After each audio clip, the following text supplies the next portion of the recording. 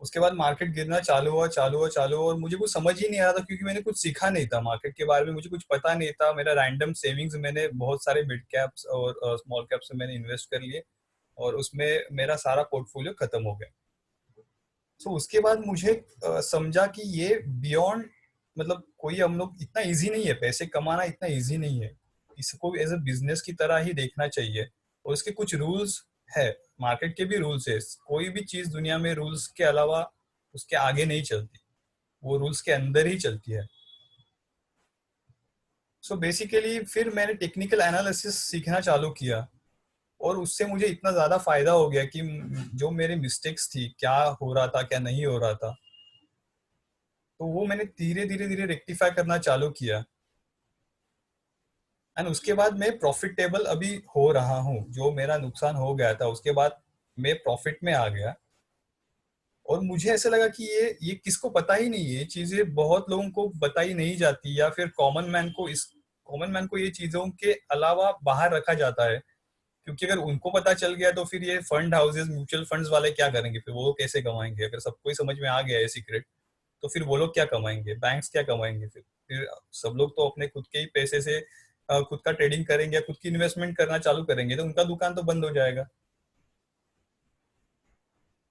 But common man बहुत ज्यादा सफर होता है इस चक्कर में, कि उसको एक तो पता नहीं होता स्टॉक मार्केट क्या है। अगर पता भी चल गया तो गलत जगह में पैसे इन्वेस्ट हो जाते हैं, किसी की सुन लेता है, कोई न्यूज चैनल देख लेता है, तो उसके अंदर उसका जो सारा पैसा है तो उसके अंदर वो चला जाता है। फिर वो फ्रस्ट्रेट होके बाहर निकल जाता है कि अरे यार नहीं हो रहा है, ये चीजें नहीं जम रही है अभी मेरे को। तो ऐसा होना नहीं चाहिए।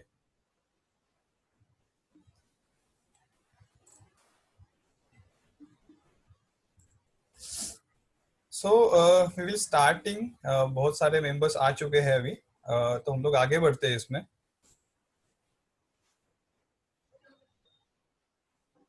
So what is stock market? और ये सेशन जो अपना होगा थोड़ा इंटरैक्टिव होगा, तो आपका भी पार्टिसिपेशन मुझे चाहिए।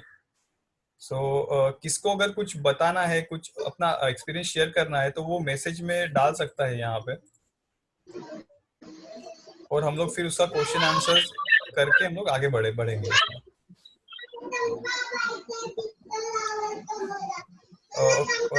People kindly mute your account. So मतलब थोड़ा वॉइस आ रहा है किसी के अकाउंट से, सो काइंडली म्यूट योरसेल्फ।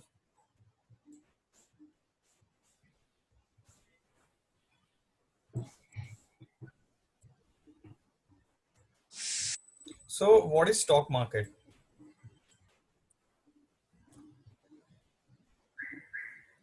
कि स्टॉक मार्केट हम लोग बहुत बेसिक लेवल से भी जाएंगे, कि किसको पता ही नहीं होगा स्टॉक मार्केट क्या है। सो आई कैन अंडरस्टैंड कि यहाँ पे बहुत सारे मुझसे ज्यादा या मेरे एज से ज्यादा एक्सपीरियंस वाले भी लोग होंगे, जो फिर स्टॉक मार्केट में 20 साल 30 साल से काम कर रहे हैं, अभी ये डेमो जो देख रहे हैं उनको। But still there are few peoples की उनको कुछ पता ही नहीं है स्टॉक मार्केट क्या है। तो हम लोग बेसिक से थोड़ा ट्राई करेंगे आगे बढ़ने के लिए। स्टॉक मार्केट क्या है? तो स्टॉक मार्केट है कि आप स्टॉक मार्केट में किसी कंपनी का कोई पार्ट, एक जो पार्ट होता है वो आप परचेस करते हो। It's like you are owning that part of that company. अगर मैं रिलायंस का कुछ एक शेयर खरीदता हूँ, so I will become owner of that part of that company. So this concept is very important, कि आप कोई शेयर ले रहे हो किसी कंपनी का, तो आपकी जो रिस्पॉन्सिबिलिटी है वो बढ़ती है ज्यादा, कि आप बहुत ज्यादा सोच के उसको, वो शेयर को खरीदना है। क्योंकि अगर आप किसी को, आपको कुछ बिजनेस करना है, फॉर एग्जाम्पल आपको कुछ बिजनेस करना है किसी चीज का। मुझे ऑयल्स एंड रिफाइनरीज पसंद है, ठीक है, फॉर एग्जांपल, बट मेरे पास इतने मल्टी करोड़ रुपए है नहीं उस बिजनेस में पार्टिसिपेट करने के लिए। But what I can do, I can buy Reliance share, so that I will become owner of that part. कि अगर मैं 50,000 के शेयर रिलायंस के ले रहा हूँ, तो 50,000 का जो रिलायंस का बिजनेस है ऑयल एंड रिफाइनरीज का, तो उसका मैं पार्ट बन सकता हूँ। तो उसके ऊपर जो प्रॉफिट होगा वो मेरा होगा, या फिर कुछ लॉस होगा वो भी मेरा होगा, क्योंकि मैं ओनर हूँ उस पार्ट का, मैं ओनर हूँ। सो कॉमन मैन को ये बहुत अच्छी चीज होती है कि instead of investing all your hard and money into one share, you can divide your money into multiple shares. So आपको क्या होगा, आपको आप कोलगेट में भी इन्वेस्ट कर सकते हो, आप बीपीसीएल में भी इन्वेस्ट कर सकते हो, आप एफएमसीजी में भी इन्वेस्ट कर सकते हो, आप फिनेंस में भी इन्वेस्ट कर सकते हो। सो आप क्या, आपको मल्टीपल ऑप्शंस मिलते हैं कि आप अलग बहुत सारे बिजनेस में आप थोड़ा थोड़ा थोड़ा पैसा इन्वेस्ट करके आप उसको बैलेंस कर सकते हो। अगर कोई बिजनेस अगर अच्छा नहीं कर रहा है तो दूसरा बिजनेस कोई डेफिनेटली अच्छा करता होगा, उसमें आपको प्रॉफिट होने के चांसेस ज्यादा है। और वो कैसे है, कैसे एंट्री लेनी है या कैसे एग्जिट करनी है, वो ही सारा सीखना है टेक्निकल एनालिसिस में। सो इसकी जर्नी चालू होती है व्हाट इज स्टॉक मार्केट। तो स्टॉक मार्केट को आपको समझ में आ गया कि स्टॉक मार्केट में आपको कंपनी के पार्ट ओनर बनने की पूरी पूरी 100% गारंटी रहती है कि आप जितना उसका शेयर खरीदोगे उतने शेयर का आप ओनर हो, जब तक आप उसको बेचते नहीं हो। So always choose carefully what you are buying. कोई टिप्स में आ गया, ये शेयर ले लिया, वो शेयर बेच दिया, ऐसे नहीं होता था।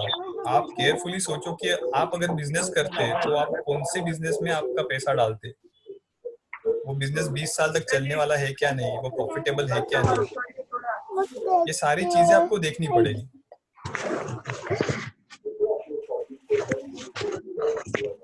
उसके बाद में आते हैं why to invest in stock market. कोई बता पाएगा स्टॉक मार्केट में क्यों इन्वेस्ट करना चाहिए? आप अनम्यूट कर सकते हो खुद को थोड़ी देर के लिए। Future purpose. Okay, that is one reason कि फ्यूचर सिक्योर करने के लिए, करेक्ट? Yes sure. और क्या हो सकता है?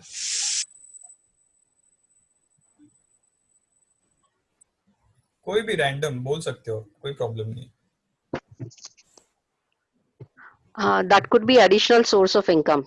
Correct, very good, very good. और क्या हो सकता है रीजन?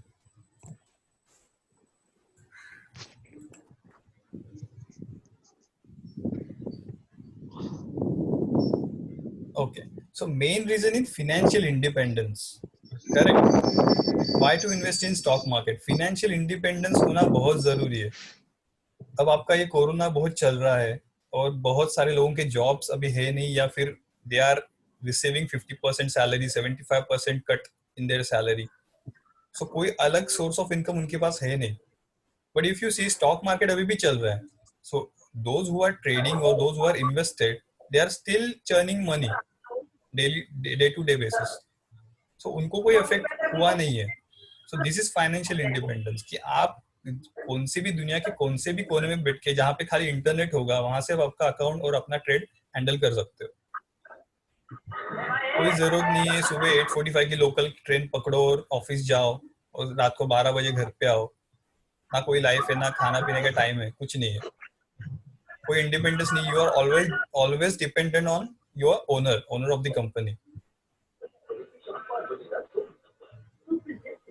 सो मेरे एक पिछले स्टूडेंट थे, वो ऑलवेज बोलते थे कि instead of working in Infosys, वो इन्फोसिस में काम करते थे, उसके बाद उन्होंने इन्फोसिस में ट्रेडिंग करना चालू किया कि trade only Infosys shares daily basis. वो बाकी मार्केट नहीं देखते कुछ, क्योंकि वो इन्फोसिस उनका सॉफ्ट कॉर्नर है। तो इन्फोसिस ट्रेड करके वो सैलरी से ज्यादा पैसे कमा रहे हैं अभी।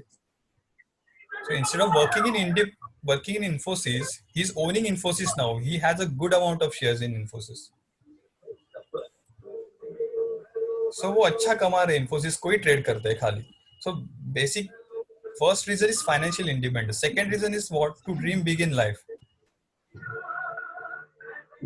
हर एक किसी ना कुछ अपना एक ड्रीम होता है कि मुझे फॉर एग्जाम्पल मुझे कार खरीदनी है, मुझे एक लैंड खरीदना है, या फिर मेरे मेरे चिल्ड्रंस को अच्छा एजुकेशन देना है या उनकी शादी करवानी है, या फिर मेरा अच्छा कुछ होना चाहिए, मेरे कुछ टूरिस्ट प्लानिंग है तो वो करना है मुझे। तो मुझे अलग सोर्स ऑफ इनकम बेसिकली चाहिए होता है। वो सैलरी और सेविंग से नहीं होगा। To generate that source, that wealth from the stock market only, क्योंकि यहाँ से ही वो आपको पॉसिबिलिटी है कि आपको वो जनरेट हो सकता है उतना इनकम जो है वो। Third main reason is keep pace with inflation. This is the most important reason. We will discuss this in detail further. Inflation जो बढ़ रहा है ईयर बाय ईयर, उसके साथ अपने को पेस रखना है। अगर वो हम लोग पेस नहीं रख पाएंगे तो वेल्थ कभी जनरेट नहीं होगी. अगर इन्फ्लेशन 7% बढ़ रहा है और हम लोग 6% या 5% से हम लोग खाली उसको अपना वेल्थ सेविंग अकाउंट से बना रहे हैं, तो हम लोग ऑलवेज पीछे ही रहेंगे इन्फ्लेशन से. बीट कैसे करेंगे उसको? फोर्थ रीजन है डाइवर्सिफाइड इन्वेस्टमेंट पोर्टफोलियो.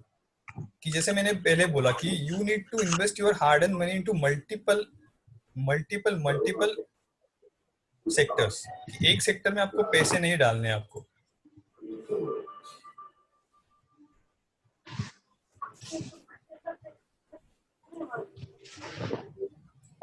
किसी के कुछ क्वेश्चन से हम लोग आते हैं, एक थोड़ा टॉपिक हम लोग डिस्कस कर लेते हैं, फिर हम लोग क्वेश्चंस पे आएंगे. Create massive wealth for retire life. हर कोई गवर्नमेंट एम्प्लॉय नहीं होता, हर किसी का पीएफ इतना स्ट्रांग नहीं होता कि रिटायर लाइफ के बाद भी 20 साल 30 साल वो जिए.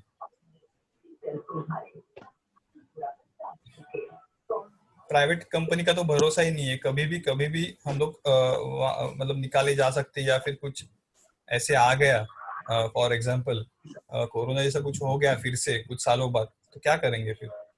अभी तो बहुत सारी यूथ जनरेशन है, वो कुछ ना कुछ कर लेंगी, but at the age of 50 to 55 अगर कुछ ऐसा ब्लो बैठ गया आपको, तो आप क्या करोगे अगर आपके पास दूसरा कोई स्किल्स नहीं है?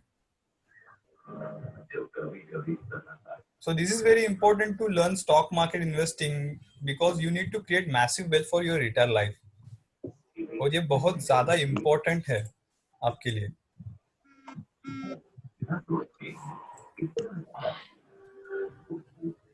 So this is the reason why to invest in stock market. अब देखते हैं लोग स्टॉक मार्केट पे इन्वेस्ट क्यों नहीं करते.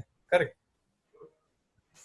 सो ये जो अपना जो सर्वे किया है मेट्रो सिटीज में इंडिया में 2019 का रिपोर्ट है ये, तो उसके रीजंस देखते हैं हम लोग. 52% लोगों ने क्या कहा? They don't have money. ये फ्लैट रीजन बहुत लोगों के पास होता है कि अब हम लोग के पास मनी नहीं है. तो हम लोग इसको डिटेल में देखते हैं कि ये रीजंस क्यों वैलिड नहीं है ज्यादा. 30% लोगों ने कहा कि they don't have knowledge. Okay, कि उनको पता ही नहीं है कि स्टॉक मार्केट में कैसे काम करते हैं. 9% लोगों ने कहा stock market is very risky, which is also valid reason. Because जहाँ पे रिवॉर्ड इतना हाई है, अनलिमिटेड रिवॉर्ड है, तो ऑलवेज वो रिस्क के साथ ही बैग होगा कि जितना रिस्क आपका ज्यादा है उतना रिवॉर्ड आपको ज्यादा मिलेगा.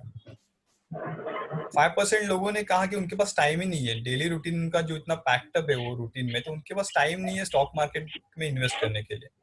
2% लोगों ने क्या कहा कि ट्रस्ट इश्यूज है विद स्टॉक ब्रोकर, कि स्टॉक ब्रोकर ही डूब गया तो अपने पैसे तो गए उसमें. ऐसे 2% लोगों का मानना है. 2% लोगों को कुछ पता ही नहीं है, स्टॉक के बारे में भी नहीं पता और स्टॉक मार्केट के बारे में भी पता नहीं है. ऐसे 2% लोगों को पता ही नहीं है क्या है ये चीज. एंड 1% लोगों ने रिफ्यूज टू आंसर, उन्होंने कुछ भी कमेंट नहीं किया उसके ऊपर. They just left that question, कुछ बोला नहीं उन्होंने. So don't have money and don't have knowledge, ये रीजंस वैलिड ही नहीं है बिल्कुल. अगर आप रेस्टोरेंट में जाके खाना खा रहे हो, आप मूवीज देख रहे हो, 300-400 रुपीज आप इजीली एक्सपेंस कर रहे हो on one person. Can't you by the one share of SBI जो भी 150 रुपीज में ट्रेड कर रहा है? अगर आप 60-70 रुपए में अगर सिगरेट स्मोक कर रहे हो, तो आप कैनरा बैंक क्यों नहीं ले सकते 70 रुपीज में? मदरसन सुमी क्यों नहीं ले सकते? अगर ये छोटे छोटे एक्सपेंस में हम लोग ऑलवेज, अगर स्टॉक मार्केट में हम लोग अगर इन्वेस्ट करना चालू किए, तो भी आराम से, इसके लिए कोई कैपिटल की जरूरत नहीं है. सी, बहुत लोगों का मिसकंसेप्शन है कि we need in multiple lakhs capital, बहुत ज्यादा होना चाहिए. कुछ नहीं, ऐसे कोई नहीं होता. आप 10,000 लेके भी काम चालू कर सकते हो स्टॉक मार्केट में. There is no need require have a huge capital. और नॉलेज नहीं है तो आपको सीखना चाहिए. ये चीजें आपको सीख के ही आएगी. अगर आपने स्कूल से 10 साल सीखे, फिर कॉलेज किया, उसके बाद अगर आपको 15,000 की अगर सैलरी की अगर जॉब मिल रही है, तो इसके ऊपर आप 2 साल भी अगर इन्वेस्ट करो, तो आपको अनलिमिटेड ग्रोथ का आपका पोटेंशियल है यहाँ पे. So there are multiple reasons that लोगों को यहाँ पे क्यों नहीं आना है और क्यों आना चाहिए, ये भी है यहाँ पे. Then we will move to next slide. What are the different types of investment?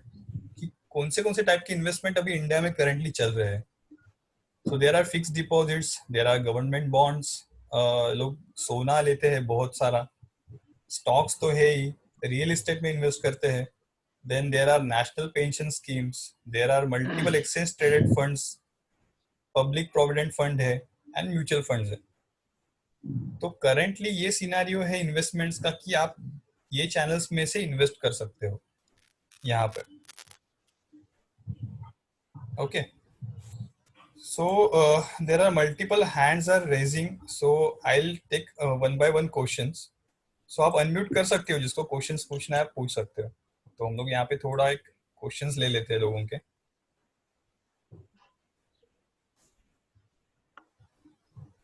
So anybody?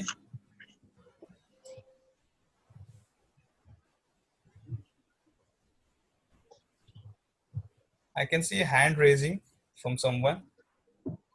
You can ask your question.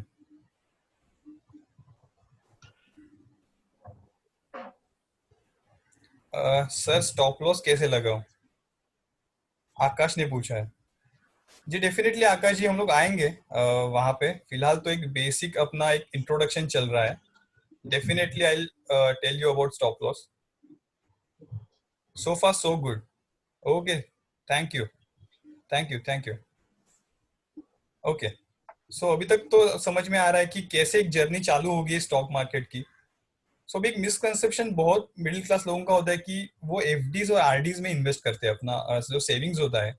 Like मेरे घर में भी अगर मैं देखूंगा तो मेरी मॉम हमेशा एफडीज और आरडीज में इन्वेस्ट करती थी. बट जब मैंने सीखा और जब मैंने थोड़ा सा एनालिसिस किया है उसको, तो मतलब मैं हिल गया. वो रिजल्ट देख के मुझे शॉक लग गया. तो क्यों शॉक लगा? If you are thinking the rate of return in FDs you are getting is your real return, think again. Why? क्योंकि अगर रेट ऑफ इन्फ्लेशन 5% है और अगर मुझे सेविंग्स में भी 5% ही रिटर्न मिल रहा है, तो एक साल के बाद क्या होगा? एक साल के बाद जो चीज मैं 100 रुपए में खरीद रहा हूँ अभी, ओके, सो वो मुझे एक साल के बाद 105 रुपए में मिलेगी, क्योंकि इन्फ्लेशन रेट 5% है. करेक्ट? अब क्या होगा, मैंने मेरे एफडीज में भी 100 रुपए रखे, तो वो मैच्योर्ड होगी एक साल के बाद, तो उसमें से मुझे क्या मिलेगा? 105 रुपए मिलेंगे मुझे. सो यहाँ पे वेल्थ कहाँ पे जनरेट हो गई? कुछ नहीं हुआ, क्योंकि वही 105 रुपए मैंने निकाले और मुझे एक्सपेंस था वो, इन्हें 105 रुपए खर्च कर दिए. तो ना मेरा सेविंग हुआ ना कुछ हुआ. तो एफडीज एंड आरडीज में इन्वेस्ट करके आपका सिर्फ पैसा आपका जो है उतना ही रहेगा. वो सेविंग नहीं है आपका. That is only security. Bank security ले रही है आपके पैसे की, दैट्स इट. आपको उसमें से कोई इन्वेस्टमेंट रिटर्न्स बेनिफिट्स नहीं मिल रहे, क्योंकि इन्फ्लेशन को बीट ही नहीं कर रहे हो आप. The aim of investment should be wealth creation and therefore it should beat the inflation by a wide margin. आपको 15% 20% एनुअली जब आप रिटर्न जनरेट करोगे किसी भी चीज से, मतलब मैंने जो 100 रुपए इन्वेस्ट किए थे, अगर मुझे 120 130 रुपए अगर उससे जनरेट हुआ, so I can easily expense my 105 rupees. तब जाके मेरा जो 15 रुपीज ऊपर का सरप्लस है वो सेव होगा. सो ये बात बहुत कम लोग सोचते हैं कि सेविंग्स में आरडी में डाल दिया तो मेरा हो गया. ऊपर से लॉक इन होता है, 3-3 साल का भी लॉक इन होता है. 3 साल का लॉक करके आपको 8% रिटर्न दिया जाता है. वो तो निगेटिव भी इन्वेस्टमेंट हो गया आपको, कि 3 साल में आपका एवरेज 5% इन्फ्लेशन अगर बढ़ रहा है, तो 15% रिटर्न तो आना ही चाहिए आपको उसके ऊपर. तो 15% तो आ रहा ही नहीं है आपको, तो 8% आ रहा है उसके ऊपर.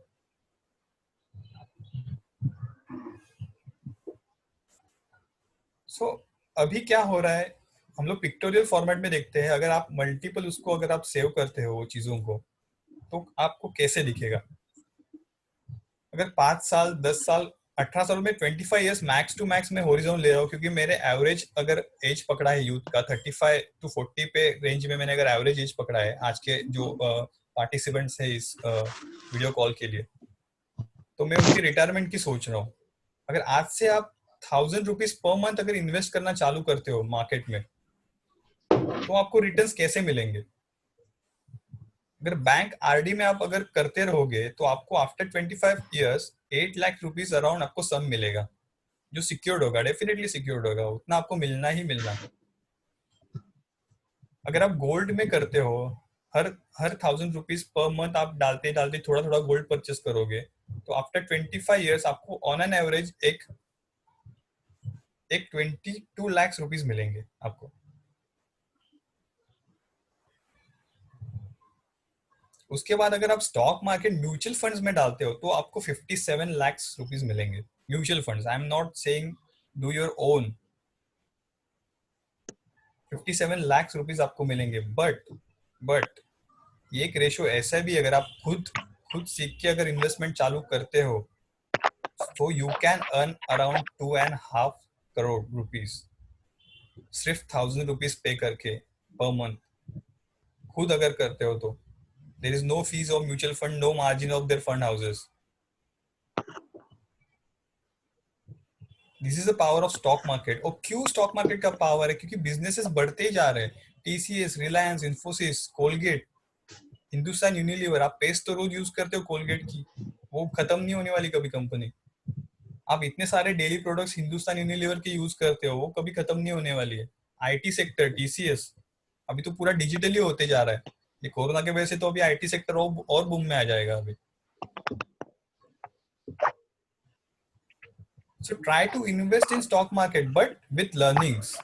किसी भी कहाँ पे भी इन्वेस्ट नहीं करना है आपको, because this is come with high risk also.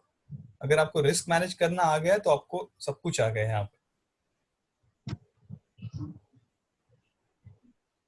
This is real returns your investment will earn over your life time. ये इन्फ्लेशन है यहाँ पे।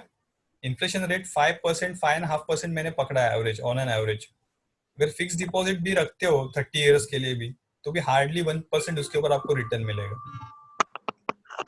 गोल्ड में रखते हो तो अराउंड 2% मिलेगा। रियल एस्टेट में रखते हो तो आपको 3% मिलेगा।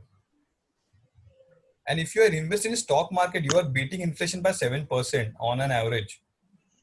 हर साल आपको पास 7% एक्स्ट्रा फंड रहेगा। You can invest that extra fund again into stock market. This is the power of compounding.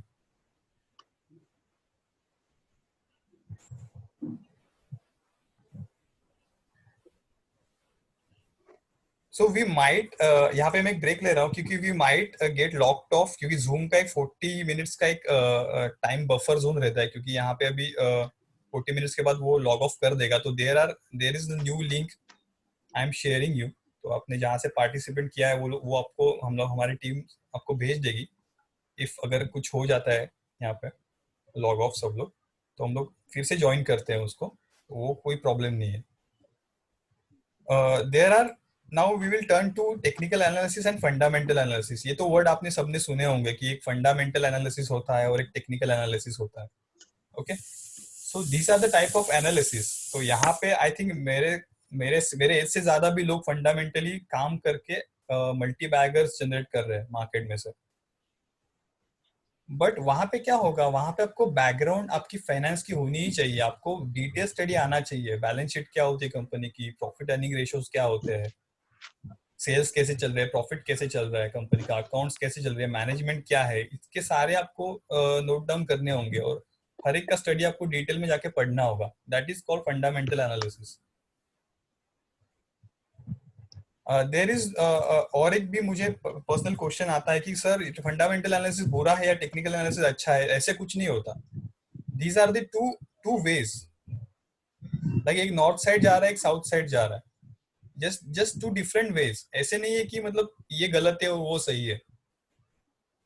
हम लोग जस्ट उसको एक कंपैरिजन कर रहे हैं उस दोनों में कि क्या क्या उसमें चीजें हैं और क्या क्या नहीं है।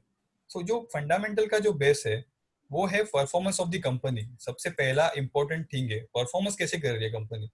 अगर रिलायंस में ले रहा हो तो रिलायंस का परफॉर्मेंस कैसे है लास्ट 10 साल में।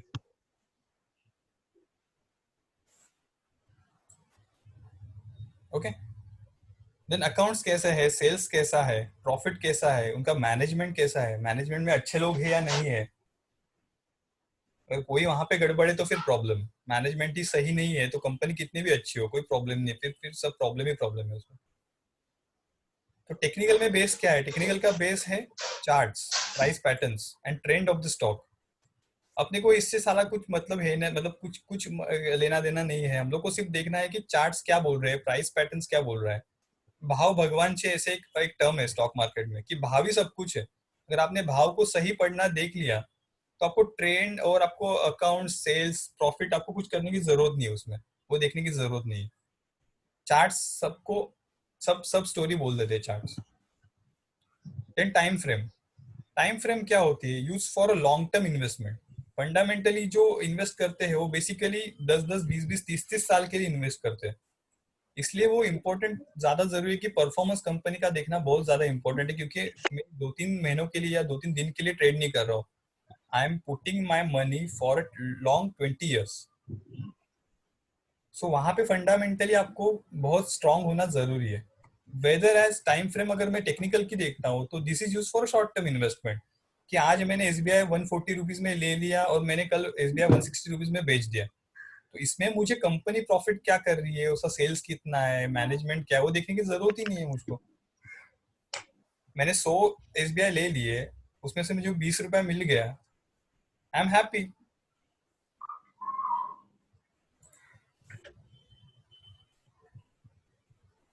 एक क्वेश्चन आया है, for intraday what should learn, technical और fundamental analysis. We will come on this topic, Tushar. Definitely. Depends on terms of investment on return targets. The time you want, you can use fundamental or technical analysis. Yes, जागृति, fundamental देखना जरूरी है, लेकिन वो long long term के लिए, जैसे मैंने अभी बोला। एंड स्ट्रैटेजी क्या होनी चाहिए फंडामेंटल में ट्रेड करने के लिए? This is used to find out intrinsic value of the company. Guys, kindly mute your account, please.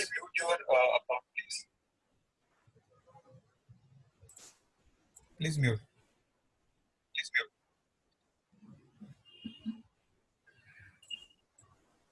Okay. So this is used for find out intrinsic value of the company to evaluate whether the stock is overpriced and underpriced. अगर आज मैं for example Reliance 1600 rupees में ले रहा हूँ तो over price है या अंडर प्राइस, ये मुझे कैसे समझेगा? कोई चीज मैं खरीद रहा हूँ, सो वो महंगी या सस्ती है, बेसिकली ये जो एनालिसिस होता है फंडामेंटली किया जाता है। वेदर एज इन टेक्निकल हम लोग स्ट्रेटेजी क्या यूज करते हैं? हम लोग timely entry and exit basically focus करते हैं इसमें, कि मुझे एंट्री कहाँ पे लेनी है और एग्जिट कहाँ पे लेनी है, दैट्स इट। मेरा काम हो गया वहां पे, मैं कोई लॉन्ग टर्म की ज्यादा नहीं सोच रहा हूँ। अगर प्राइस 1600 भी मैं ले रहा हूँ और मैं 1700 में बेच दूंगा उसको, रिलायंस को, I am not caring that वो 1600 महंगा है। अगर वो ट्रेंड में है स्टॉक तो मुझे 100 रुपए उसमें मिलेंगे, that's it. So this is a strategy for fundamental versus technical. So why technical analysis? मैं क्यों बोल रहा हूँ टेक्निकल एनालिसिस के लिए? क्योंकि as a person from the artistic background I am putting myself. मेरा एग्जाम्पल अगर ले लिया तो मैं आर्टिस्टिक बैकग्राउंड से हूँ, मुझे फिनेंस का इतना नॉलेज स्ट्रांग नहीं है। सो अगर मतलब इसका मतलब ये नहीं कि मुझे ट्रेडिंग नहीं आ रही है, I am earning good with the help of technical analysis, with the basic knowledge of it, anyone can learn about investing. मेरे स्टूडेंट ऐसे हैं जो हाउस कीपिंग का भी काम कर रहे हैं, वो भी अभी ट्राई कर रहे हैं 10,000 15,000 से। There are people who are from finance background, वो भी अच्छा कर रहे हैं। There are few college students, एक जने होटल मैनेजमेंट कर रहा है, वो भी अच्छा कर रहा है। देयर आर हाउस वाइफ्स, वो भी ट्रेड अच्छा करती है। There is 100% focus on price, बाकी आपको फोकस रखना ही नहीं है। No news channels, nothing.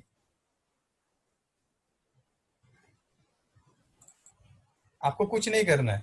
News channel देख लिए, ये देख लिया, वो देख लिया, मैगजीन्स पढ़ लिए, फाइनेंस का बहुत सारा आपने देख लिया, आपको कुछ नहीं करना है ये सब चीजें। आप अगर भाव भी देखोगे तो भी आपको इजीली ट्रेडिंग करना आ जाएगा। Charts don't lie, this is a most मतलब बहुत ज्यादा ये अच्छी चीज है स्टॉक मार्केट की। जो भाव मुकेश अंबानी को दिख रहा है उसके स्क्रीन के ऊपर, वही भाव मुझे भी दिख रहा है। कोई मैनिपुलेशन नहीं है भाव में। But balance sheet, profit and loss statement, ये कुछ भी मैनिपुलेट हो सकता है न्यूज आने के बाद या न्यूज से पहले, ये मुझे पता नहीं ना, मैं नहीं चेक कर रहा हूँ वो चीजें जाके, बट भाव तो नहीं झूठ बोल रहा है किसी कंपनी का। ये भी हम लोग विद एग्जांपल देखते हैं कि कैसे अफेक्ट होता है भाव चार्ट्स पे। Easily identify trend of the stock, आप किसी भी चीज का ट्रेंड इजीली आइडेंटिफाई कर सकेंगे। मतलब 2014 में जो आयशर मोटर का भाव था तभी बुलेट लॉन्च हो गई थी बेसिकली, तो बुलेट का इतना ट्रेंड था तो वो भाव एक 5,000 या 4,000 रुपीज से सीधा 20,000 रुपीज पर शेयर तक चला गया था। तो instead of buying one bullet of 1 lakh rupees, अगर 1 लाख में आयशर मोटर में इन्वेस्ट करता, सो वो वेल्थ अराउंड 70 लाख तक हो जाती मेरी, वो इतना बड़ा शेयर। क्योर स्टॉक ट्रेंडिंग था, सब लोग को बुलेट चाहिए, मतलब चाहिए थी दैट टाइम। तो 2014 से लेके 2019 तक जो बुलेट का अच्छा ट्रेंड था, वो टाइम आयशर मोटर का आप जाके चार्ट खोल के देखो, वो भाव कैसे बढ़ रहा था उसका।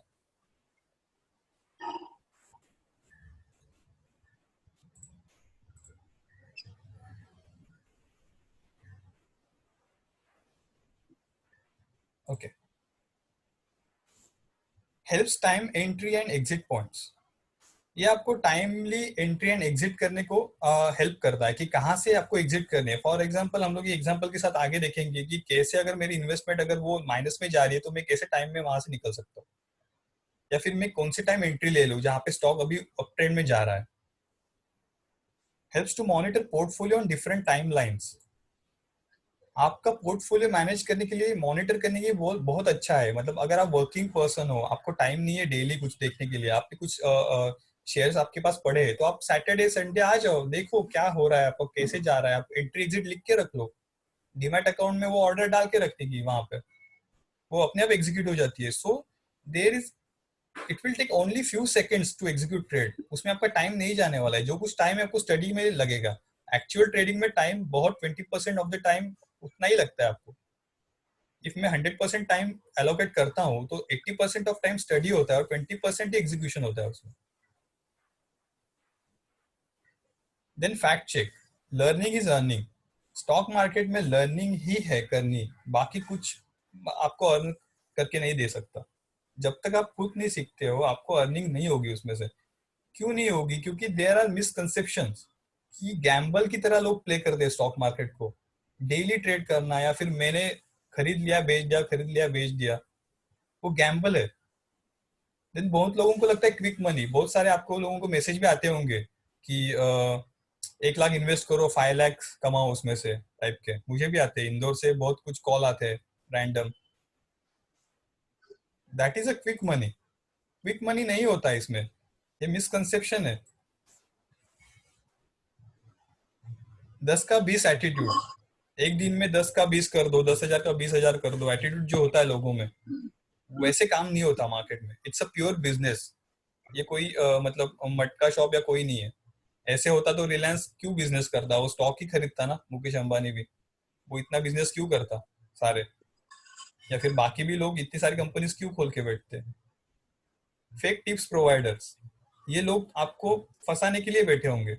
क्योंकि क्यों है, आपको खुद को नॉलेज नहीं है ना, आपने पढ़ा ही नहीं है स्टॉक मार्केट क्या है। जब तक आप पढ़ोगे नहीं आपको वो चीज सही या गलत कैसे समझ में आएगी।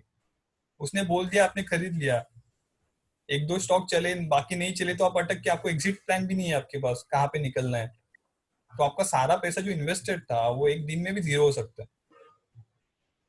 डेली प्रॉफिट्स, लोगों को लगता है यहाँ से डेली प्रॉफिट मतलब झाड़ी लगा, यहाँ पे हिलाओ खाली, हिलाने के बाद पैसे गिरे लेके चले जाओ। ये कंसेप्शन है। लोगों को लगता है अरे तुम तो फिर रोज कमाना चाहिए, 20,000 रोज हम लोग को मिलना चाहिए। ऐसे नहीं होगा यहाँ से, definitely it will not happening like that. वो है ही नहीं प्रोसेस उसका। फाइल्स ऑफ प्रॉफिट्स, बहुत माउंटेन्स ऑफ प्रॉफिट्स होने चाहिए इसमें, ये भी एक मिसकंसेप्शन है। So this is not a stock market. Basically ऐसे स्टॉक मार्केट में काम नहीं होता। सो कैसे होता है फिर? The stock market running on the same principles like any other business. कि किसी भी बिजनेस में आपका टारगेट क्या होता है, 20%, 30%, 50% profit, that is okay. If you are earning more than 20%, you are definitely a champion player of the game. क्यों? क्योंकि म्यूचुअल फंड्स हार्डली 10-12%, वो भी टॉप के 2-3 म्यूचुअल फंड्स देते होंगे, अभी सारे जिनका कुछ इन्वेस्टमेंट होगा म्यूचुअल फंड्स में सारे माइनस में अभी तो अगर आप, और सेविंग्स अकाउंट कितने देता है, 6% सेविंग पे, अगर आप 20% पर एनम रिटर्न जनरेट कर रहे हो, दैट इज अ मैसिव। 50% कर रहे हो तो वेल एंड गुड, आपका 2 साल में डबल हो रहा है पैसे। रियलिस्टिक प्रॉफिट टारगेट होनी चाहिए आपके। Knowledge and efforts are keys, क्योंकि आपको नॉलेज और आपने एफर्ट्स दिए तो ही आप यहाँ पे सक्सेसफुल हो पाओगे, नहीं तो नहीं हो पाओगे यहाँ पे। Knowledge comes with experience, experience and patience होना बहुत ज्यादा जरूरी है। विदाउट पेशेंस आप काम नहीं कर पाओगे। अगर आपको आपकी स्ट्रेटेजी पे बहुत ज्यादा भरोसा है, आपने अगर स्टडी अच्छा किया है, तो आपको पेशेंस आएगा उसमें। एंड इसके बेनिफिट क्या है, मोर फ्रीडम, आपको फ्रीडम ही फ्रीडम है यहाँ पे। 9 to 5 मार्केट चलता है, 9 to 3 बेसिकली, 2 घंटे में स्टडी को बोलता हूँ स्टूडेंट के लिए, बट 9 to 3 अगर मैंने बोल दिया, उसके बाद मार्केट बंद होता है 3:30 को।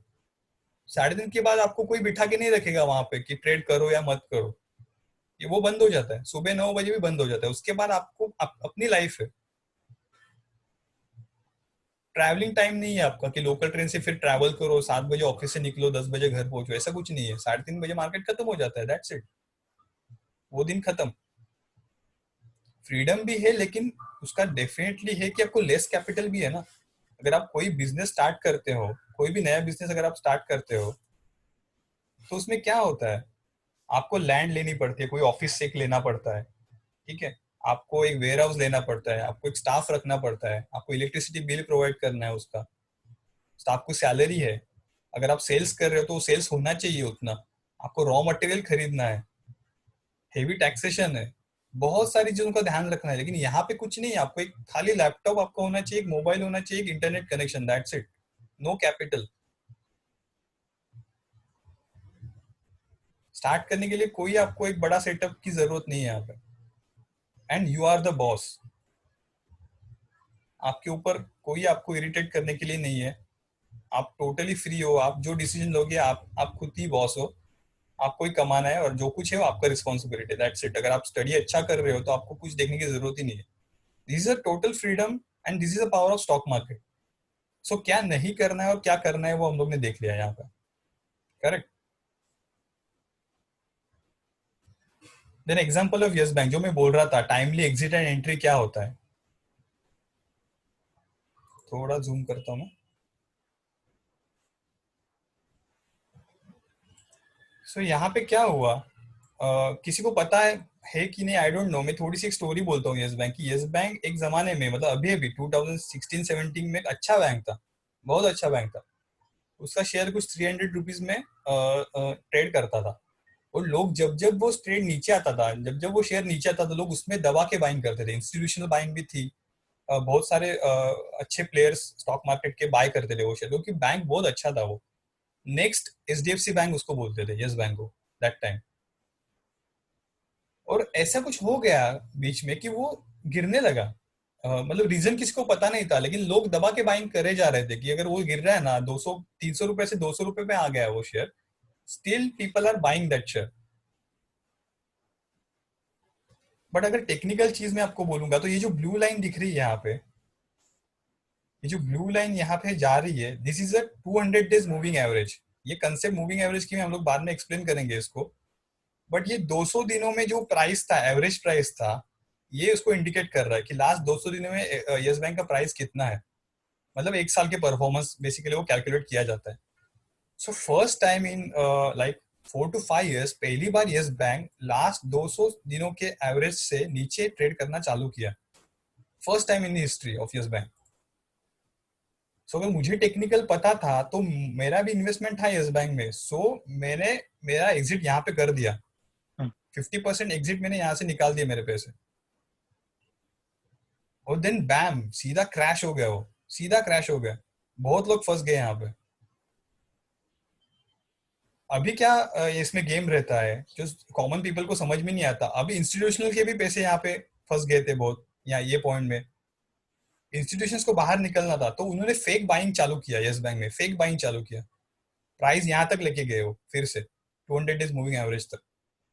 अब क्या लगा, लोगों को लगा कि अरे ये तो एक माइनर कुछ प्रॉब्लम आया था, फिर से बाइंग चालू करो। तो लोगों ने जितने पैसे थे, मतलब मुझे एक फ्रेंड का फोन आया था, वो बोल रहा है तू फ्लैट भी गिरवी रख के बाय कर ले एस बैंक, अभी तो बढ़ने वाला है वो बहुत ज्यादा। तो मैं उसके ऊपर हंसा, भाई तू क्या बात कर रहा है, ये 200 दिनों का मूविंग एवरेज ने तोड़ दिया है already, it's in down trend, clear down trend. तो ऐसे जब चालू हो गया वो स्टॉक गिरना गिरना चालू हो गया, तो यहाँ पे लास्ट अपॉर्चुनिटी था, तो यहाँ पे मैंने इंतजार किया कि क्या हो रहा है। जब यहाँ से फिर से उसने ब्रेक कर दिया, तो मैंने मेरा जो रिमेनिंग 50% था निकाल दिया, और जो मेरे स्टूडेंट को सारों को मैसेज कर दिया जिनका इन्वेस्टमेंट है येस बैंक में निकाल दो। यही यहाँ पे जब प्राइस था 257 रुपीज था। अब मुझे येस बैंक में क्या हो रहा है, no idea, I don't have any idea कि राणा कपूर ने क्या किया था, किसने क्या किया था, ईडी का क्या इंक्वायरी चालू है, न्यूज क्या बोल रहे हैं, मुझे कुछ आइडिया नहीं था। बट टेक्निकल्स का पावर देखो कि वो जैसे ही नीचे उसने 200 डेज मूविंग एवरेज तोड़ दिया, वो सीधा नीचे नीचे नीचे नीचे गया। अब वो प्राइस कुछ 26 रुपीज में ट्रेड कर रहा है, ओनली 26 रुपीज। और मीन वाइल्स उसमें इतने सारे रूमर्स आ गए कि ये फॉरेन की इन्वेस्टमेंट येस बैंक को खरीदेगी, फिर कोई गवर्नमेंट ऑफ इंडिया एसबीआई खरीदेगी, मतलब जो कुछ रूमर्स आ सकते हैं सारे रूमर्स आके चले गए, स्टिल वो प्राइस बढ़ नहीं रहा है अभी। अब तो 3 साल लॉक भी कर दिया उसको। So this is a one example of Yes Bank. I'll quickly cover another example of Reliance. This is a negative example. I'll tell you the positive example of Reliance. Now, in 2017, ये zone में रिलायंस एक consolidation phase था, 500 के आसपास trade कर रहा था। और जिस टाइम वो 200 दिनों के मूविंग एवरेज के ऊपर चला गया प्राइस, और जिन्होंने यहाँ पे बाय कर लिया वो फिर से कभी तोड़ा ही नहीं उसने प्राइस, वो चला गया ऊपर ऊपर ऊपर ऊपर ऊपर ऊपर जाके वो अराउंड 1388 तक चला गया। और अभी भी वो प्राइस कुछ अराउंड 14 रुपीज पे, 1400 बक्स पे चल रहा है, इतने मार्केट गिर के भी। और ये कोरोना वायरस होके भी वो अभी खड़ा है मार्केट में रिलायंस। क्यों? जियो का था उसमें इन्वेस्टमेंट, अभी जियो में और इन्वेस्टमेंट आ रहा है। अब एक एज अ कॉमन पर्सन हम लोग को पता ही नहीं है ना क्या न्यूज आ रहा है, क्यों नहीं, क्यों पता होना चाहिए? अगर हम ना टेक्निकल सिग्नल्स अच्छे आ रहे हैं यहाँ पे, तो इतना क्यों हम लोग फॉलो अप करें उस चीजों को? And what happened, Reliance gives more than 60% return in just span of 2 years। 2017 से लेके 19 तक रिलायंस ने ओवर द 60% रिटर्न आपको दिया। 60% is a huge return, huge. If any person has invested 1 lakh rupees in Reliance at 2017, उसका कॉस्ट 1,60,000 हो गया अभी, और अभी उससे ज्यादा है। रिलायंस ने 1600 का हाई मार के रिलायंस नीचे आया था। क्यों यहाँ से मैं बाहर नहीं निकला रिलायंस से? क्योंकि कभी उसने 200 दिन का मूविंग एवरेज तोड़ा ही नहीं रिलायंस ने। जिस टाइम वो 200 दिनों के पास आता था और बाइंग आती थी उसमें, फिर से ऊपर चला जाता था, फिर से ऊपर जा रहा है वो। It's going up and up, क्योंकि अप ट्रेंडिंग स्टॉक है वो।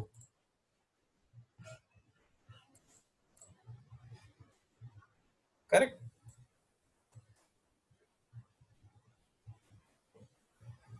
सो जर्नी ऑफ टेक्निकल एनालिसिस कैसे करें हम लोग ने? ये तो सब देख लिया भाई, ठीक है, मतलब ये सब अच्छी चीज है, लेकिन ये सीखे कैसे बेसिकली? इसमें क्या क्या कंटेंट होने चाहिए? थोड़ी अभी मतलब लैंग्वेज जो है आपको समझ में नहीं आएगी बहुत लोगों को, ये नए टर्म्स है सारे। तो क्या क्या है इसमें, ये तो पहले सब देख के लो, फिर देख लो क्या है। टेक्निकल एनालिसिस में हम लोग कोर्स में इतना सारा हम लोग कवर करेंगे। सो फर्स्ट तो चार्ट टाइप्स की, चार्ट कैसे बनते हैं, कैंडलस्टिक क्या होती है, बार लाइन क्या होती है, ये हम लोग सब पढ़ेंगे उसमें। सेकेंड पार्ट है प्राइस पैटर्न्स। प्राइस पैटर्न्स कैसे है इसमें?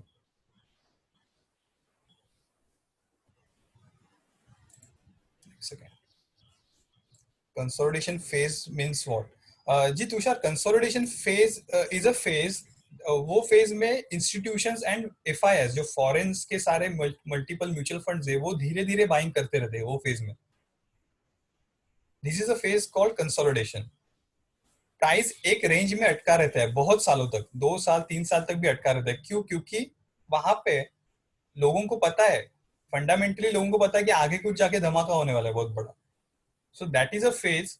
और कंसोलिडेशन के अंदर दो टाइप होते हैं, एक एक्यूमुलेशन होता है, एक डिस्ट्रीब्यूशन होता है. जैसे प्राइस बढ़ने से पहले वो कंसोलिडेट होता है, वैसे प्राइस गिरने से पहले भी कंसोलिडेट होता है, क्योंकि बड़े प्लेयर एकदम से सेल नहीं करते, वो थोड़ा थोड़ा माल बेचते हैं उनका. वो हम लोग कोर्स में डिटेल में पढ़ेंगे क्या होता है, फिर एक्यूमुलेशन डिस्ट्रीब्यूशन भी क्या होता है और उसको कैसे आइडेंटिफाई करते हैं. सो प्राइस पैटर्न्स नेक्स्ट है. प्राइस पैटर्न्स क्या होता है? Continuation of trend, reversal of trend, कब प्राइस घूमने वाला है, कहाँ पे निकलना है, हमको एग्जिट करना है, वो सब हम लोग प्राइस पैटर्न से सीखेंगे. Third thing is trend.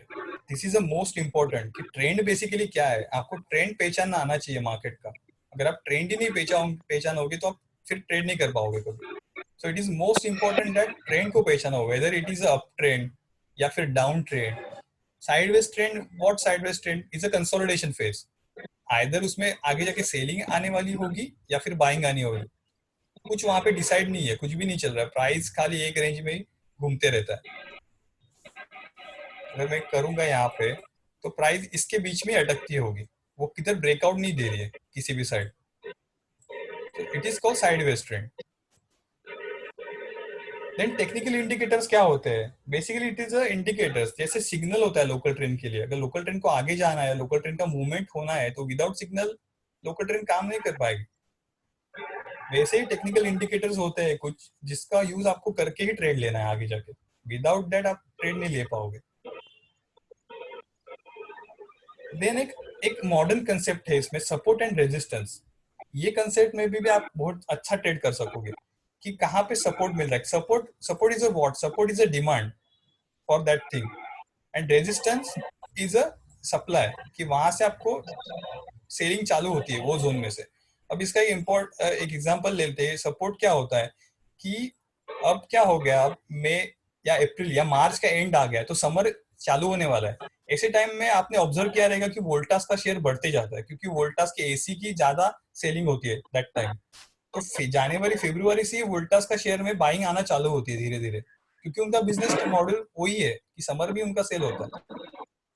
But अगर कोई नया बंदा जाके मई महीने में वोल्टास खरीदेगा तो उसको लॉस होगा, क्योंकि ऑलरेडी वो पीक में पहुंच चुका है मई के. अब तो मानसून आने वाला है आगे जाके. तो जैसे ही मानसून चालू होता है वोल्टास नॉर्मल रेंज में आ जाता है अपनी, थोड़ा सा उसमें प्रॉफिट बुकिंग हो जाता है और नेक्स्ट जनवरी. तो पूरे साल में वो थोड़ा थोड़ा यहाँ वहां घूमते रहता है. फिर से जब अगले साल का जनवरी आएगा तब से उसमें बाइंग आना चालू होती है. सेम विद बाटा, मानसून में उनका ज्यादा सेल होता है फुटवेयर का, तो मई अप्रैल में उसमें अच्छी बाइंग आती है. तो ये थोड़ा सा सपोर्ट रेजिस्टेंस आपको यहाँ पे हम लोग सीखेंगे.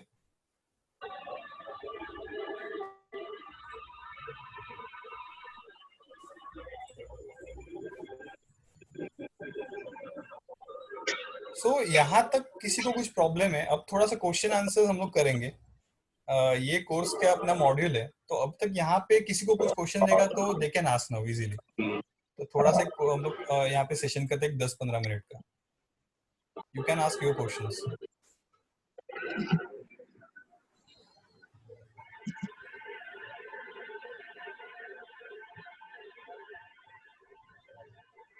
और you can write also if you want.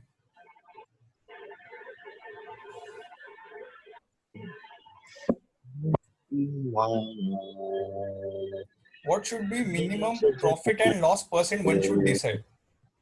Chetna Singh asking. Okay. So profit and loss, as I said कि कोई उसका minimum percentage नहीं है profit and loss का. Basically देखा जाएगा तो there are unlimited possibility of profit you can earn from the market, but you need to decide your loss percentage. Correct?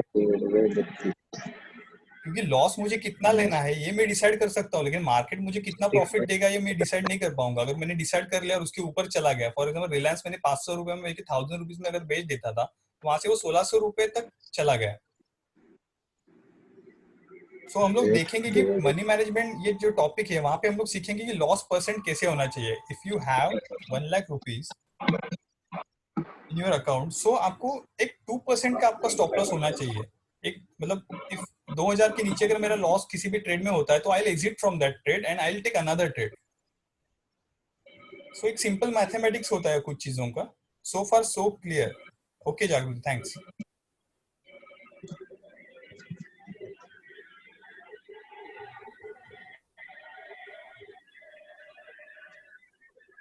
So by this technical analysis, you can earn or you can invest your hard-earned money into safe hands of yours only. आपको कोई mutual funds के हाथ में देने की जरूरत नहीं है, क्योंकि वो भी वैसे भी माइनस में जाने वाली है. वो कहाँ पे इन्वेस्ट करते हैं, कैसे करते हैं, आपको पता नहीं है बिल्कुल. अगर आप कुछ भी 200 दिनों का भी मूविंग एवरेज अगर लगा लोगे किसी भी चार्ट में जाके, तो भी आप इजीली ट्रेड कर पाओगे. This is a simple strategy. जब जब प्राइस उसके नीचे आएगा आपको सेल करना है, जब जब प्राइस उसके ऊपर जाएगा बाय करना है. अगर किसी ने यहाँ पे बाय कर दिया होता गलती से कि ये ऊपर चला गया, ठीक है कोई बात नहीं, ये नीचे आ गया फिर से सेल कर दो उसको, Okay. सेल कर दो उसको, कोई बात नहीं है. जब जब प्राइस उसके ऊपर आता है आपको सेल करना है, और जब जब प्राइस नीचे आता है आपको सेल करना है, ऊपर आता है तो बाय करना है. ये सिंपल स्ट्रेटेजी से भी आप काम करोगे तो भी आप डेफिनेटली सेविंग अकाउंट से ज्यादा ही कमाओगे और म्यूचुअल फंड से ज्यादा कमाओगे. कोई भी शेयर उठाओ, कोई भी जाओ, कहाँ पे भी कौन सा भी स्टॉक रैंडमली आप सिलेक्ट करो, कोई भी स्टॉक रैंडमली सिलेक्ट करो.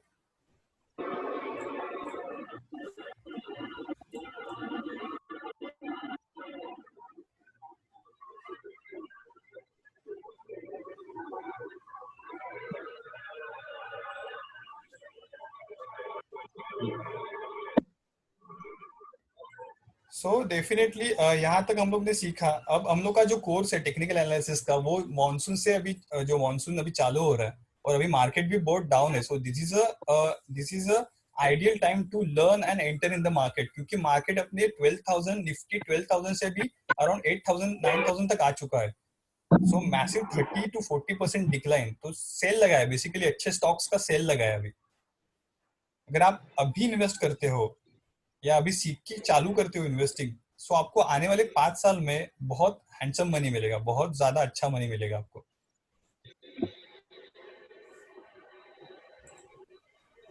क्योंकि एसबीआई फॉर एग्जांपल एक 300 350 400 रुपए से गिर के अभी 150 रुपीज में आके ट्रेड कर रहा है. This is one example. जो एचडीएफसी बैंक 1300 रुपए 1400 रुपए तक गया था, it is trading on 850 rupees right now to 900 rupees. So आप सीख के अगर अभी से चालू करते हो, सो आपको बहुत डेफिनेटली हम लोग का जो बैचेस रहता है वो सैटरडे संडे रहता है. सो वर्किंग पीपल के लिए भी कोई प्रॉब्लम नहीं है. मॉर्निंग का टाइम रहता है अराउंड 9 का, सैटरडे संडे बोथ. 2 घंटा हम लोग का क्लासेस रहता है, उसके बाद प्रैक्टिस सेशंस भी रहते हैं. देन आपको पूरा सपोर्ट मिलेगा. एक बार कोर्स होने के बाद आपको पूरा सपोर्ट मिलेगा. कभी भी आप कौन सा भी ट्रेड लेना चाहते हो या किसी कोई भी असिस्टेंट होगा, 24/7 आपको सपोर्ट रहेगा वो चीज का. And due to corona I already discounted the price, क्योंकि आप बाहर अगर कोई किसी भी चीज का कोर्स करने जाओगे so they will charge you 25,000 40,000 easily. और खाली सैटरडे संडे सिखाएंगे आपको एक ही दिन में, 5 स्टार होटल में लेके जाएंगे.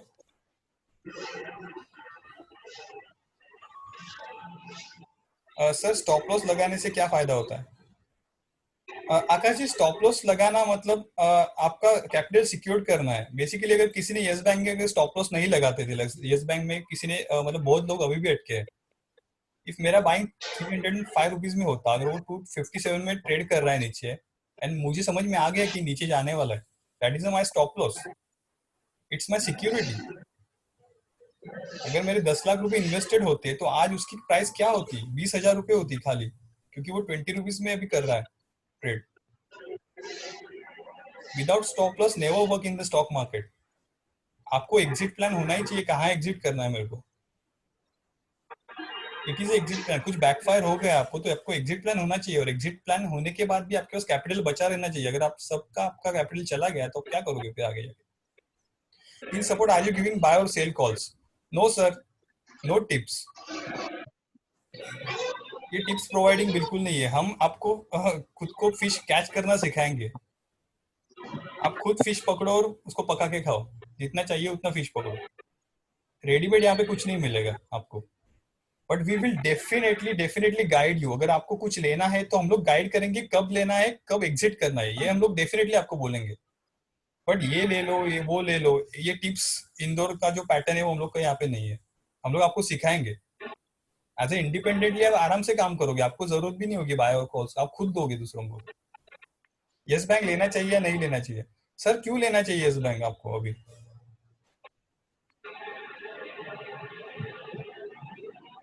उसमें बचा ही नहीं है कुछ लेने जैसा। आप अच्छे बैंक्स में ले लो ना। अगर आप एक एग्जांपल है, अगर आप ब्रांडेड कपड़े खरीदते हो, कहाँ पे भी जाके आप ब्रांड्स को इतना आप हाईलाइट करते हो, आप कोई भी मतलब क्या बोलते हैं उसको, ब्रिज के ऊपर में भी 30 रुपए में शर्ट बेचते हैं, वो हम लोग नहीं लेते ना। So why in share market we are buying cheap stocks? Why don't we buy the branded stocks? 20 रुपए के शेयर क्यों लेने हैं अपने को? अच्छे शेयर ले लो sir. There are Kotak bank, there are HDFC bank, वो ले लो, कोई प्रॉब्लम नहीं है। If anyone wants to register today, okay. एक क्वेश्चन आया प्राइवेट में मुझे कि आज रजिस्टर करेंगे तो डिस्काउंट रहेगा या फिर कब तक रहेगा? सो मैं यहाँ पे आता हूँ कि कोर्स स्टार्टिंग हो रहा है 6 जून से। 6 जून से कोर्स स्टार्ट हो रहा है एंड डिस्काउंट वैलिड 4 जून तक है उसकी। अब जब आपको चाहिए तो आप बुक कर सकते हो अपनी सीट फॉर वेल्दी टुमारो, क्योंकि अगर आपको यही टाइम है कोरोना का कि आप अगर खुद पे थोड़ा सा इन्वेस्ट करोगे, और ये ज्यादा नहीं है, डेफिनेटली आप अगर रेस्टोरेंट में खाना खाने जाओगे, मूवीज के लिए जाओगे, तो इतने पैसे आप कभी भी आपके होते ही है खर्च। थोड़ा सा अगर आप 6 महीना 1 साल, 6 महीना भी मैं ज्यादा बोल रहा हूँ, 2-3 महीना भी आप अगर खुद को अगर ट्रेन करोगे तो definitely you will see the improvement. और आपको जो जो इंटरेस्ट आ जाएगा ना उसमें, तो आप खुद को खुद उसमें चैंपियन होते जाओगे। सो डिस्काउंट वैलिड, जो किसी ने पूछा मुझे क्वेश्चन की, 4 जून तक है sir discount. Hi, what is the best indicator used for intraday? Sir there is no indicator, there is no best indicator. हर एक इंडिकेटर अपने आप में बेस्ट है।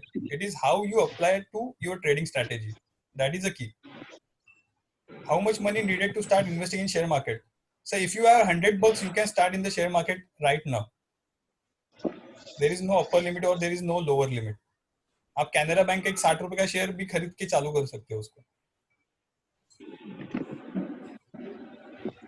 So you have a discount window open till 4th June. तब तक आपके पास time है। आप if you really like and if you really want to succeed further, आप definitely join करो course. Is any live market demo for checking technical chart? Yes sir. After completing the technical course, जो FNO का अगला जो अपना course है, उसके बीच में हम लोग लाइव ट्रेडिंग करते हैं।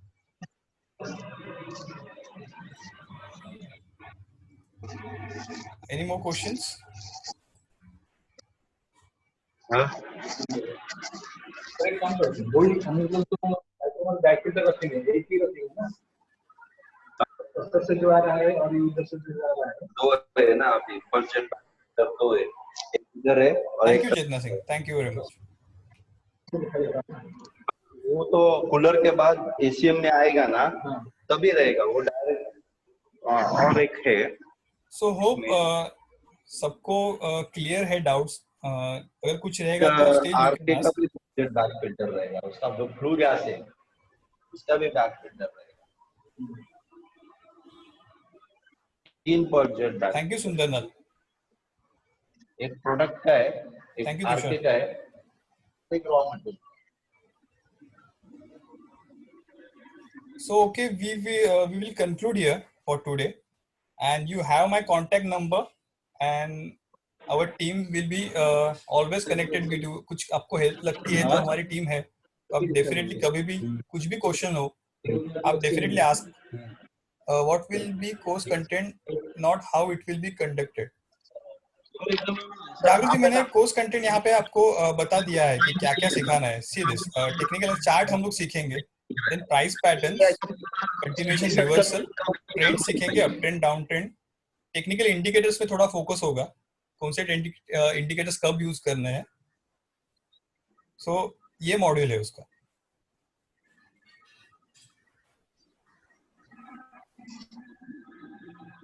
लॉन्ग बेंड रहेगा ना, लॉन्ग बेंड चलता है। हाँ, ये एक्चुअली शॉर्ट बेंड है, more curve. Limited seat, yes, per batch we have 25 seats sir.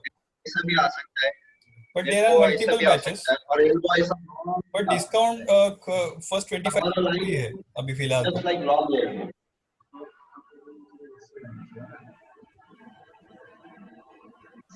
हाँ ऐसा ऐसा कॉल ड्रॉप होके लाइन आना चाहिए क्या बोलते हैं ना नॉट लाइक पूरा ऐसा आ गया हाँ? And how will we conduct? Yes, sir. Yes, it is a live session. It will be online totally. And we will take the latest market trends also. अगर कल निफ्टी में कुछ अगर प्रॉब्लम होता रहेगा तो मैं डेफिनेटली वो भी डिस्कस करूंगा. And we have a weekly Niftys levels also कि निफ्टी क्या कहाँ पे ट्रेड कर रहा है, कैसे आपको ट्रेड करना है. So total guidance from our side.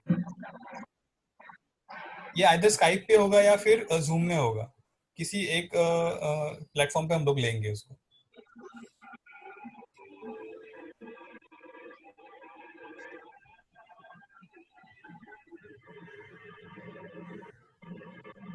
So any more questions?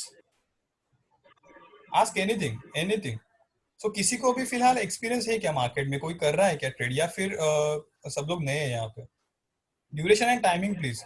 The duration हम लोग डिसाइड करेंगे. टाइमिंग्स एंड ड्यूरेशन जनरली दो घंटे का रहता है एवरी वीकेंड. सैटरडे संडे मिला के 4 आवर्स का पर वीक आपका ड्यूरेशन रहेगा. एंड टाइमिंग हम लोग बैच के हिसाब से एडजस्ट करेंगे उसको. मोस्टली मॉर्निंग में होता है, 9 से लेकर 11 तक होता है Saturday Sunday. So I am interested. कोई अभी ट्रेड कर रहा है या मार्केट में, या कोई किसी को एक्सपीरियंस है क्या? Anyone can share their experiences. Okay, that's good, Jagruti. Are you alone for running this या having some members with you? Yes sir, we have a team, but training मैं ही देता हूँ. The other members are like they have in accounting also, and research team अलग है उसका.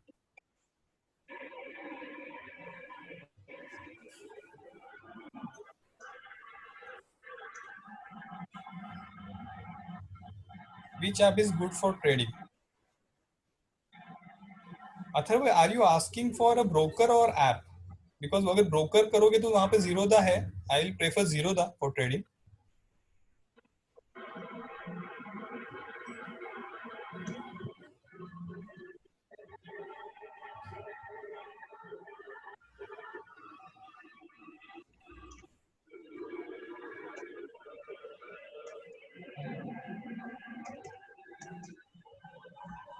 Any more questions?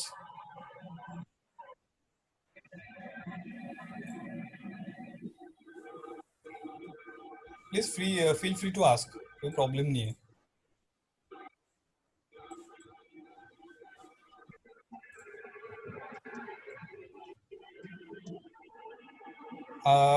I do individually with the help of advisor.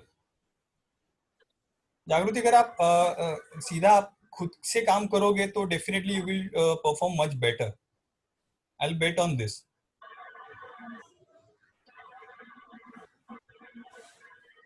So thank you guys for coming and attending this webinar. I'm much glad that I think 30 to 40 people asked it. It's good. So we are starting from 6th June and discount zone open till 4th June. So किसी को join करना है तो definitely correspondence जो team member ने जहाँ से आपने यहाँ पे ज्वाइन किया है तो उनको आप बोल सकते हो, कोई प्रॉब्लम नहीं है. And we will provide you all the details. So take care guys and stay safe with your family and stay positive. Good day.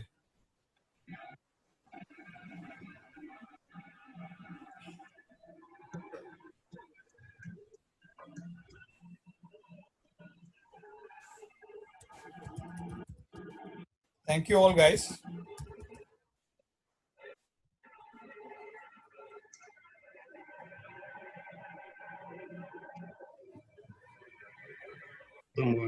इसका भी अपना